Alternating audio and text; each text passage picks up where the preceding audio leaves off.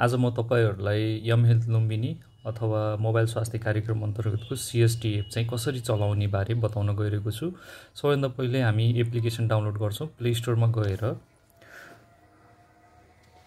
गएर हामीले यम हेल्थ लुम्बिनी टाइप गर्छौं। यम हेल्थ लुम्बिनी टाइप गरिसकेपछि यो लोगो जुन ग्रीन कलरको लोगो छ हेल्थ वर्करको लोगो तपाईको मोबाइलमा आउँछ। यो अलरेडी इन्स्टल गरिसकेको भएको हुनाले तपाईले आफ्नो डिभाइसमा इन्स्टल गर्नु होला। इन्स्टल गरिसकेपछि हामी ओपन गर्छौं। ओपन गरिसकेपछि प्रयोगकर्ताको नाम र पासवर्ड माग्छ। मैले उदाहरणको लागि एउटा क्रोसिया हेल्थ पोस्ट को डेटा लगइन गर्न गइरहेको छु। युजर लगइन पासवर्ड रहेको छ।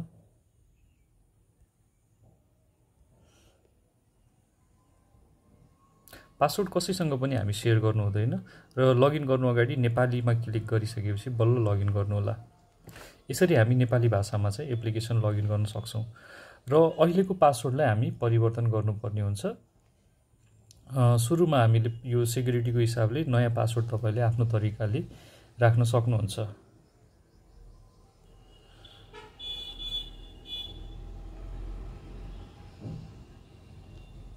नयाँ पासवर्ड राखेर पासवर्ड परिवर्तन गर्नुहोस्।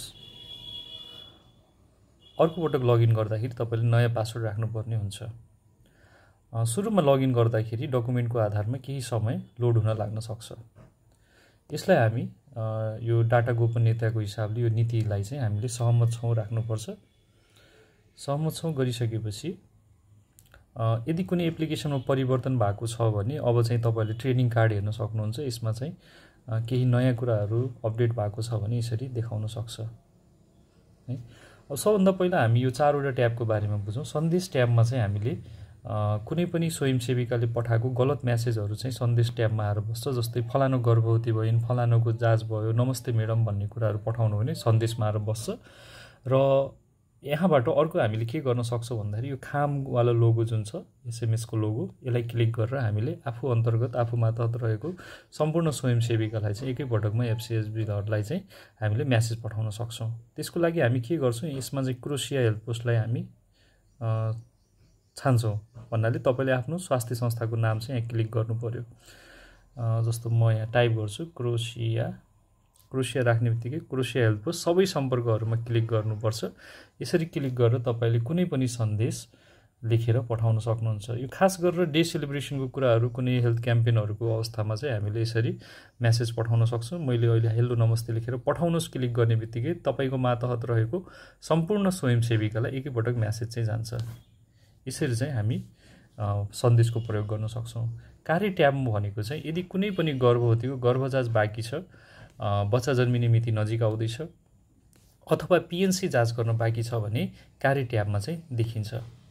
त्यसैगरी प्रतिवेदनमा चाहिँ तपाईले पठाएका, स्वास्थ्य कर्मीले पठाएका, त्यसैगरी महिला स्वयंसेविकाले पठाएका सम्पूर्ण डेटाहरू चाहिँ यहाँ तपाईहरुले एउटै ट्याबमा चाहिँ हेर्न सक्नुहुन्छ।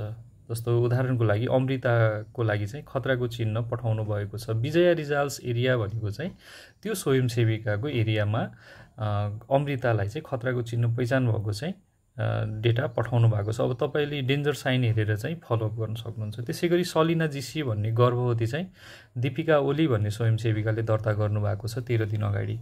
त्यसैगरी यो जुन रेड देख्नुहुन्छ, रेड भनेको चाहिँ उले नयाँ दर्ता गर्दाखेरि कुनै कुरा बिगारेको छ, नमिलाएर पठाएको छ भने रेडमा चाहिँ देखिन्छ। अब तपाईले के बिगारेको छ भनेर यो खोल्नु भयो भने यहाँ हेर्न सक्नुहुन्छ। जस्तो अप्रशोधित प्रतिवेदनमा चाहिँ तपाईले उले बिगारेको कुराहरू चाहिँ देखाएको हुन्छ। जस्तो उमेर, मोबाइल नम्बर, नाम लेख्नु भएको छ। अब उहाँलाई मेसेज कस्तो फिर्ता गएको छ, नमस्ते मनु गर्भवती दर्ता तथा अनुगमन कार्यक्रममा दर्ता भइसक्नु भएको छ। अर्थात यो नम्बर चाहिँ यो मोबाइल नम्बर अलरेडी दर्ता भएको छ भने दोस्रो पटक सोही नम्बरलाई चाहिँ पुनः दर्ता गर्दैन है। हामीले सिधै गर्भवती दर्ता गर्दा हुन्छ। त्यसैगरी यो तपाईहरुले नयाँ दर्ता गर्दाखेरि सेम यसमा पनि सेम नम्बर चाहिँ पुनः राख्नु भएको हुनाले एउटै नम्बरलाई हामीले पटक पटक राख्नु हुने। यसरी चाहिँ हामीले फाइन्ड आउट गर्न सक्छौं है। जस्तो गर्भवती दर्तामा उहाँले के पठाउनु भएको छ भने ल लेख्नु भएको छ दर्ता नम्बर र 02081 920 लेख्नु भएको छ। यो स्ल्याश हामीले राख्नु हुँदैन है, खाली ठाउँ राख्नुपर्छ। स्वयंसेविकाले खाली ठाउँ नराखेको खण्डमा म्यासेज चाहिँ यसरी जान सक्छ। उहाँलाई रिप्लाई के जान्छ भन्दाखेरि नमस्ते विजय रिजाल 03219 को सालको अङ्क मिलेन, अर्थात् सालको अङ्क, महिनाको अङ्क, गतेको अङ्क मिलेको भए तापनि यहाँ स्ल्यास राखेको भएर खाली ठाउँ राख्नुपर्ने ठाउँमा स्ल्यास राखेको भएर चाहिँ यो मिलेको छैन है। यसरी हामीले गलत म्यासेजहरूलाई चाहिँ फलो गर्नु। पटक पटक रातो म्यासेज आइरहेको छ भने हामीले स्वयंसेविकालाई फलोअप गर्नु पर्यो र उहाँलाई यो कुरा सुधारेर पठाउनुहोस् भन्न सक्छौँ। अथवा एकपटक गलत र अर्को पटक जस्तो अमृतालाई सुरुमा गलत भएको छ त्यसपछि सही भएको छ भने चाहिँ हामीले फलोअप गरिराख्नु परेन है। अब हामीले मुख्य अर्को ट्याब रहेको छ सम्पर्क ट्याब। यहाँ चाहिँ हामीले स्वयंसेविका, आफ्नो मातहत रहेको स्वयंसेविकालाई एड गर्न सक्छौँ, त्यसगरी एडिट गर्न सक्छौँ। त्यसै गरी नयाँ गर्भवतीहरू भेटेको खण्डमा हामीले एड पनि गर्न सक्छौँ है। अब यसको लागि सबैभन्दा पहिला हामी सम्पर्कमा क्लिक गर्ने बित्तिकै हामीले प्लस चिन्हमा क्लिक गर्छौँ र यसले महिला स्वयंसेविकालाई सिधै एड गर्छ है। जस्तो मैले एउटा स्वयंसेविका एड गर्न गइरहेको छु, रीता भारती। रीता भारती, उहाँको मोबाइल नम्बर 98 36 90 444 है। मैले उदाहरणको लागि नम्बर राखेको छु। जाति कोड राख्न सक्नुहुन्छ, त्यसै गरी जन्म राख्नुहोस् होइन। आफूलाई थाहा भएको कुराहरू हामीले अपडेट गर्न सक्छौँ।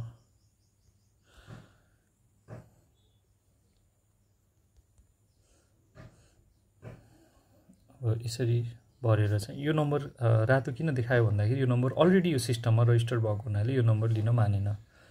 मैले अहिले 445 राख्छु। यसलाई म पछि हटाउने छु, यो तपाईँहरूलाई उदाहरणको लागि मात्र देखाएको हो है त। अब यसरी यो नम्बर चाहिँ लियो। अब बुझाउनुहोस् गर्ने बित्तिकै अब क्रोसिया हेल्थ पोस्टमा चाहिँ तपाईँ बाहिर आएर यहाँ हेर्न सक्नुहुन्छ रीता भारती एड हुनुभएको छ है। अब अर्को यसमा के रहेको छ भन्दाखेरि जस्तो क्रोसिया हेल्थ पोस्टको तल चाहिँ जति पनि देखिन्छ यो सबै हाम्रो स्वयंसेविकाहरू हुनुहुन्छ। यदि कुनै गर्भवती तपाईँको स्वास्थ्य संस्थामा सेवा लिन आउनुभएको छ भने अब हामी के गर्छौँ, त्यो गर्भवतीलाई चाहिँ एड गर्छौँ। उदाहरणको लागि रीता भारतीको एरियाबाट एकजना गर्भवती सेवा लिन आउनु भएको छ भने अब हामी रीता भारतीलाई क्लिक गर्छौँ र रीता भारतीलाई क्लिक गरेर प्लस चिन्ह राखेर अब हामी यहाँ सेवाग्राहीमा टिक लगाउँछौँ र गर्भवतीको नाम लेख्छौँ है। सम्झना पुन है, थरपुन, फोन नम्बर, जन्ममिति थाहा छैन भने हामीले उमेर राख्नुपर्छ है। म अर्को नम्बर राख्न गइरहेको छु। मोबाइल नम्बरहरू राख्दाखेरि तपाईँले सिक्दाखेरि चाहिँ चिनीको नम्बरहरू मात्र प्रयोग गर्नु होला है। अन्यथा गलत मान्छेलाई गलत तरिकाले म्यासेज गरिदियो भने अलिकति गाह्रो चाहिँ हुनसक्छ है। यो मेरो एकजना साथीको नम्बर हो। अब म चाहिँ बुझाउनुहोस् गर्छु है। उहाँलाई म पछि यो कार्यक्रमको बारेमा बताइदिनेछु। अब हामी के गर्छौँ भन्दाखेरि प्लस चिन्ह राखेर है फेरि हामी कतै पनि जाँदैनौँ बाहिर। अब यहाँ कार्यमा चाहिँ अब गर्भवती दर्ता गर्न बाँकी छ, 3 दिन बाँकी छ भनेको छ। यो हामीले तुरुन्तै गर्नुपर्छ है त, 3 दिन हामीले पर्खिनु परेन। अब यहाँ प्लस गरेर हामीले गर्भवती दर्तामा क्लिक गर्छौँ है। अब अन्तिम महिनाहरू राख्छौँ 2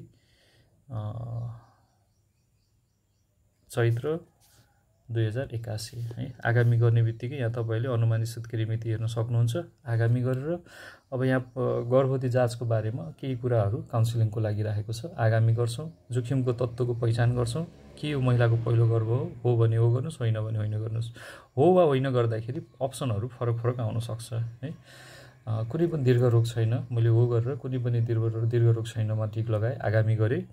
अब यहाँ खतराको चिन्हको पहिचान छ। हजुरले प्रश्न गर्दै गर्भवतीलाई सोध्दै यो कुराहरू भर्न सक्नुहुन्छ है। हालको लागि मैले छैनमा, सबैमा छैन वा ठिक छमा टिक लगाउँदैछु है त। अब यहाँ कुनै पनि समस्या छ गर्नुभयो भने यहाँ रातोमा हेर्न सक्नुहुन्छ। जस्तो यहाँ मैले बच्चाको मुटुको धड्कन राख्नु कुनै समस्या छमा 6 लगाएँ। अब उहाँले के भन्यो भन्दाखेरि गर्भवती महिलाले तुरुन्त आवश्यक उपचार सल्लाह दिनुहोस् र प्रेषण गर्नुपर्ने आवश्यक भयो रिपोर्टमा सबै कुरा उल्लेख गरी प्रेषण गर्नुहोस्। छैन लगायो भने चाहिँ यदि सबै खतराको चिन्हमा छैन छ भने चाहिँ हालसम्म तपाईँमा कुनै खतराको चिन्हहरू देखिएन, उहाँलाई खतरा चिन्हहरू के कस्ता हुन सक्छन् भनी जानकारी दिनुका साथै त्यस्ता लक्षण देखिनासाथ स्वास्थ्य संस्था आएर जाँच गर्नुपर्छ भनी सल्लाह दिनुहोस् भनेको छ है। र यसपछि हामी आगामी जान्छौँ। आगामीमा गएर गर्भवतीलाई खानपानका कुराहरू, सरसफाइका कुराहरू, र स्वास्थ्यमा दिनुपर्ने ध्यानका कुराहरू चाहिँ यसमा काउन्सिलिङका कुराहरू चाहिँ राखेको छ। अब हामी आगामी गर्छौँ र यहाँ आगामी आउँदासम्म हामीले महिनावारीमा विशेष ध्यान दिनुपर्छ। जस्तो महिनावारीको मिति चाहिँ गलत छ भने हामी पछिल्लो गएर सुरुमा अगाडि गएर चाहिँ हामीले महिनावारीको मिति चाहिँ हामी यहाँबाट सच्याउन सक्छौँ है। तर अहिलेलाई यो ठिक छ, त्यसैले मैले यसमा सच्याउनुतिर लागेन है त। आगामी गरेर अब सबै कुरा ठिक छ, महिनावारीको मिति ठिक छ, अनुमान सुत्केरी मिति महिनावारीको आधारमा आउँछ, गर्भको उमेर 10 हप्ता पुगेको छ, जोखिमको तत्त्व हामीले कुनै पनि छैनमा लगाएको छौँ है। त्यसपछि अब बुझाउनुहोस् गर्छौँ। अब यो गर्भवती चाहिँ दर्ता हुनु भयो। उहाँको प्रोफाइल तपाईँले यहाँ हेर्न सक्नुहुन्छ, रिता भारती, क्रोसिया हेल्प पोस्ट है। महिनावारी भएको मिति राखेको छ, अनुमानित सुत्केरी मिति, गर्भवती जाँच हालसम्म एकपटक मात्र गर्नुभएको छ।